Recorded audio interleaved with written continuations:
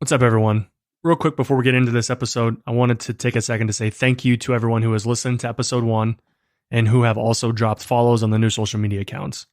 I said it in the first episode, but I've had a blast putting all this together for you, and I'm glad you guys are enjoying this as much as I am. So without wasting any more time, let's get into the next episode.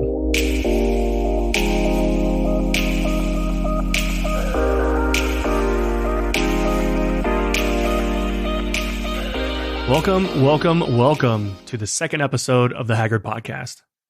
In this episode, we're going to cover what Twitch is.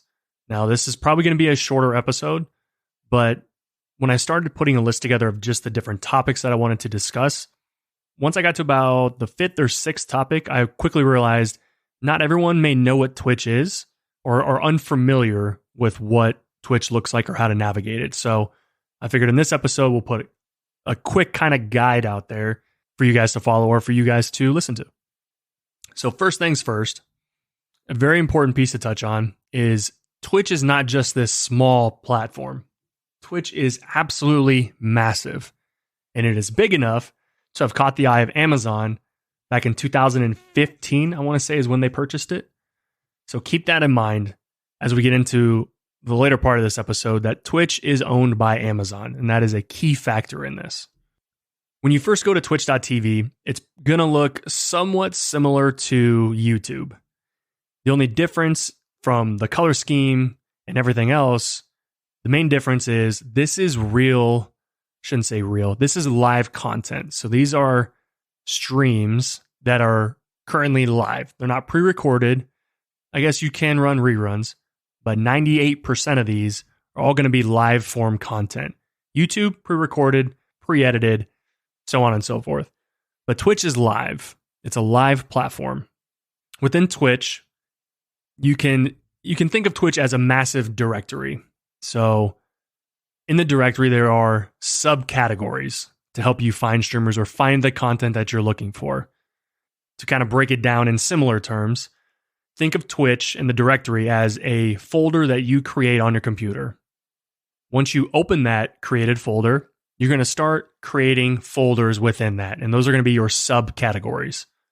So when a streamer starts their stream, they need to list their stream under a subcategory. So for example, if I'm going to be streaming Overwatch 2 content or I'm going to be playing Overwatch 2, I want to stream under the Overwatch 2 category so people who are looking for that content, they can find me there. So my subcategory is going to be Overwatch 2 for that stream. Now this can be updated throughout the stream. You know, if you switch from game to game, you can always update your category from those games. There are hundreds of subcategories within Twitch's directory, and that is why it is so difficult to find people. Unless you know the category they're streaming under, or their name is the easiest way to find them.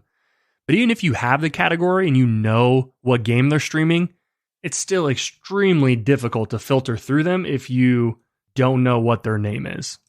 I'll give you an example. Right now, as I'm putting this episode together, there are 521,000 people watching the just chatting category on Twitch. Now, this is arguably the biggest category in the directory. It is filled with nothing but people sitting around their computers and conversing with their chat, talking with their chat, interacting with their chat, asking users questions in their chat, or they're covering a topic. They might be covering news events like Hassan, who covers day-to-day news events, and he goes over them with his chat and with his community. Now, in order to be able to interact in a streamer's stream, if you want to, chat, if you want to use emojis, you have to create a Twitch account. Now, this is the part where it's important that Amazon owns Twitch. If you have Amazon Prime, within your Prime subscription each month, you have a free Twitch sub. That Twitch sub that price is already baked into whatever it is per month that you're paying for your Amazon Prime account. So when you create the account, make sure to connect your Amazon Prime account to your Twitch account. On a monthly basis, you're going to get a free subscription and you can use it to any streamer. Now, the streamer, if you use the Amazon Prime, the streamer gets a cut of that subscription, just like everything else. But it's at no cost to you because you've already paid for it for the year. Creating an account gives you, like I said, the ability to chat in a streamer's stream. It allows you to use the emotes that they have unlocked or Twitch emotes just in general. And when you're creating an account, it's important to make it something that if you know the streamer, you know who they are, you make it like a nickname that you may have or that they may use for you to when you say something, they're going to have an idea of who it is. Otherwise, it's just a random chat room on the internet with random screen names that kind of pop up with people talking to you. Having the streamer know who you are, or at least knowing what your username is super helpful to us so we know who we're conversing with. For example, I know my brother's screen names. So when they come in and they say, hey, what's up? Or, most recently, hey, you're on the big screen at Airliner in Iowa City. I know who this is. I know who they are. It's not just some random person be like, yo, what's up? This is where you're at. I know who's talking to me. So it makes it easier for me to converse, makes it easier for me to talk to somebody.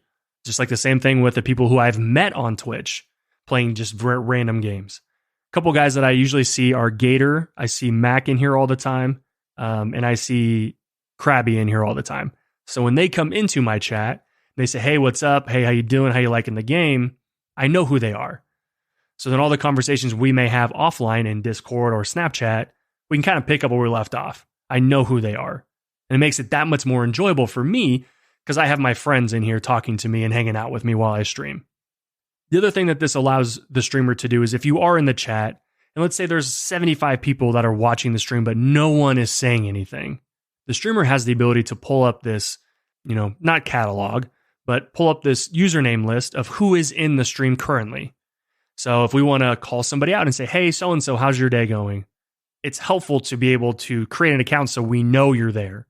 Now, if you just watch it from a link and you're not logged in, I don't know if that viewership number actually counts towards a viewer. I don't know. But what I do know, if you click on a link and you have an account created and you're signed in, well, that streamer is going to know that you're there.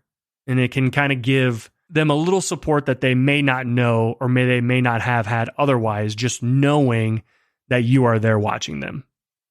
The hardest thing for a streamer to do is to stream to 0 viewers, but also to stream to 75 viewers who aren't interacting with them. It is extremely difficult to carry on conversations for hours by yourself with no feedback. It gets very tiring. And you get a lot of streamers who do get burnt out by not having those individuals in their stream, even if it's for a little bit, just to hang out, just to kind of brighten up the mood or liven up the mood. It gets very difficult at times. The other thing creating an account does is it allows you to not only use Amazon Prime subscriptions, not only use the emotes, but in case you feel like you want to support some type of way, you can use what are called bits. Bits are basically the equivalent of Bitcoin, but for Twitch. Bits are only used on Twitch. Can't use them anywhere else. It's Twitch's own form of currency. And I believe they cost as low as a penny, I want to say. So you can buy these bits, and then you can shower the streamer, let's say, with 5,000 bits. That's another form of not only support, but also interaction, and you get an alert too. Most streamers have alerts set up when subscriptions happen, donations happen, gifted subs happen, and also when bits are donated. And sometimes they're kind of funny. Now that we've talked about kind of the importance of Amazon Prime, creating a Twitch account, conversing or interacting with the streamer, let's think back to when I mentioned how many people were currently watching the just chatting space or the just chatting category on Twitch. That's a massive number. And you may not think that's a massive number. And in case you do think that, I have some additional numbers for you. Now I'm going to be reading off of Twitch's revenue share that they had, or revenue report that they sent out. Twitch's revenue in 2020 was an estimated $2.8 billion in revenue for 2022. Also in 2022, Twitch had an average of 2.5 million concurrent viewers. So basically that means at all times, on average, throughout the year, there were 2.5 million people watching content on Twitch. Now, for some small TV networks, that number is larger than what they get. The other big number is there are 7.6 million Twitch users who stream on the platform at least once a month. 7.6 million Twitch users in 1 month. They just go live one time. Lastly, $22.4 billion hours of content was consumed on the platform. So not only do you have multiple millions of streamers streaming, but you have billions of hours of content being consumed. And it's from everything. It's from your just chatting screen or your just chatting subcategory, Apex Legends, Fortnite, Overwatch, Halo Infinite, World of Warcraft. All of those hours are being consumed by people just watching the content on Twitch. Now, those are huge numbers. And that's why in episode 1, I made sure that we laid that foundation of support. With numbers like that, it is super difficult to get support of just random people who are on Twitch or who may be going to Twitch for the first time and trying to find you. It's almost nearly impossible. And like I said, this is going to be a shorter episode, but I wanted to kind of lay that bedrock there of what Twitch actually is. So in future episodes, when we talk about the platform, we have an idea of what the platform is. Twitch is an online streaming platform where people stream live content to, and mostly it's of playing video games. But you can also do, you can watch people just chatting. You can watch in real life content, which could be people going to conventions, could be people just walking down the street. It could be people going to a restaurant or a fancy restaurant or going on dates. There's a lot of interactive content when it comes to IRL streams or just chatting streams. Now, Twitch has been the biggest live streaming platform for years. You also have platforms like YouTube, Facebook, and there's been some other ones that have tried and failed because they just couldn't garner the support or even a fraction of the support required to continually grow their streaming service. But Twitch has always seemed to be above and beyond everyone else. So majority of our episodes, we're going to talk about Twitch. However, there is an upcoming platform called Kick, and Kick seems to be making some waves. So in the next episode, we're going to talk about some of the streaming wars. We're going to talk about the wars that Twitch currently has with everyone else like YouTube and Kick. Kick has come in with some very, very incentivizing splits, but I still feel like Twitch comes out on top. And we'll cover those reasons in the next episode. So if you have enjoyed this episode, make sure to drop a follow, hit the follow button or subscribe button wherever you've listened to this podcast. If you're listening to this podcast on Apple Podcasts, make sure to leave a review and a 5-star rating. And let me know what you think about the episode. Let me know what you thought about the depth of it, the topic of it.